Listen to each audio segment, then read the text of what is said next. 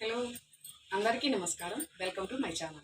ఈరోజు నేను ఎంతో టేస్టీగా ఉండే చికెన్ పచ్చడి చేస్తున్నాను. అదే విధంగా చేస్తాను. ఇప్పుడు చూద్దాము. చికెన్ పచ్చడికి నేను బోన్లెస్ చికెన్ తీసుకున్నాను. ఇదైతే మనకి మామూలుగా అన్నంలో కలుపుకొని తినేదానికి బాగుంటుంది. ఇందులో సాల్ట్ వేసుకుంటున్నాను. పసుపు వేసుకొని చికెన్కి అంతా బాగా పట్టేట్టు కలుపుకోవాలి.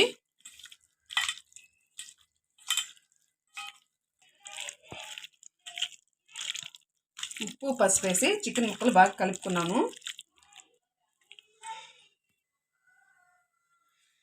స్టవ్ వెలిగించి బాండీ పెట్టుకున్నాను. ఇప్పుడు మనము ఉప్పు పసుపు వేసి కలుపుకున్నాం కదా చికెన్ ఎత్తి బాండీలో వేస్తున్నాను. ఈ చికెన్లో ఉన్న వాటర్ అంతా బాగా ఇంకిపోవాలి.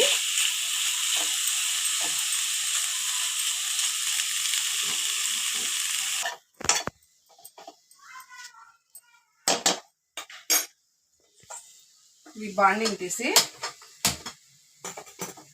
పక్కన పొయ్యి మీద పెట్టుకుంటున్నాను. ఈ పొయ్యి మీద వేరొక ప్యాన్ పెట్టుకుంటున్నాను. బాండీ వేడయింది. 2 స్పూన్లు ధనియాలు వేస్తున్నాను. చెక్క వేస్తున్నాను. 5 లవంగాలు, 1 స్పూన్ జీలకర్ర, 1 స్పూన్ ఆవాలు, 1/2 స్పూన్ మెంతులు. ఈ మసాలాలన్నీ మాడకుండా దోరగా వేపుకొని పొడి చేసుకున్నాము. చికెన్లో వాటర్ అంతా బాగా ఇంకింది. ఇంకా లైట్గా తడి ఉంది. స్టవ్ సిమ్లో పెట్టుకొని ఆ తడి కూడా లేకుండా చూసుకోవాలి. మనం ఇలాగా తడి లేకుండా ఎందుకు చేస్తున్నామంటే చికెన్ పచ్చడి అనుకున్నాం కదా, నిల్వ ఉండాలంటే ఈ విధంగా చేసుకోవాలి. చికెన్ మొత్తము తడి లేకుండా వచ్చేసింది. ఇంకా స్టవ్ ఆపేస్తున్నాను.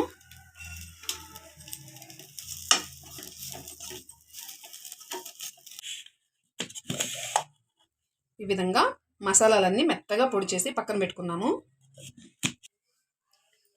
స్టవ్ వెలిగించి మనం మసాలాలు వేపుకున్నాం కదా, అదే బాండీ పెట్టుకున్నాను. ఆయిల్ వేసుకుంటున్నాను.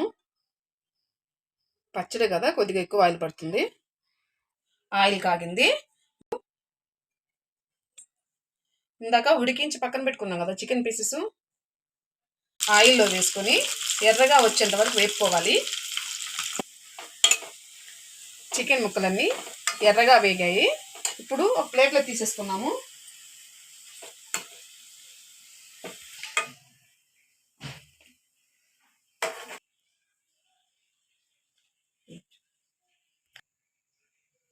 చికెన్ వేపుకున్న ఆయిల్లోనే అల్లం వెల్లుల్లి పేస్ట్ వేసుకుంటున్నాను.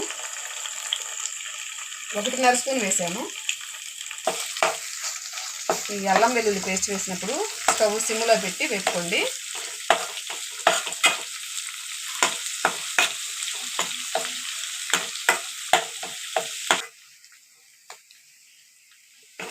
అల్లం వెల్లుల్లి వేగింది. మనం వేపుకున్న చికెన్ ఇందులో వేసుకుంటున్నాను.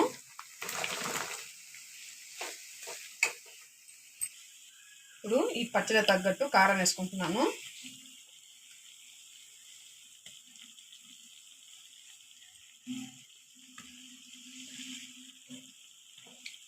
కారం 4 స్పూన్లు వేసుకున్నాను.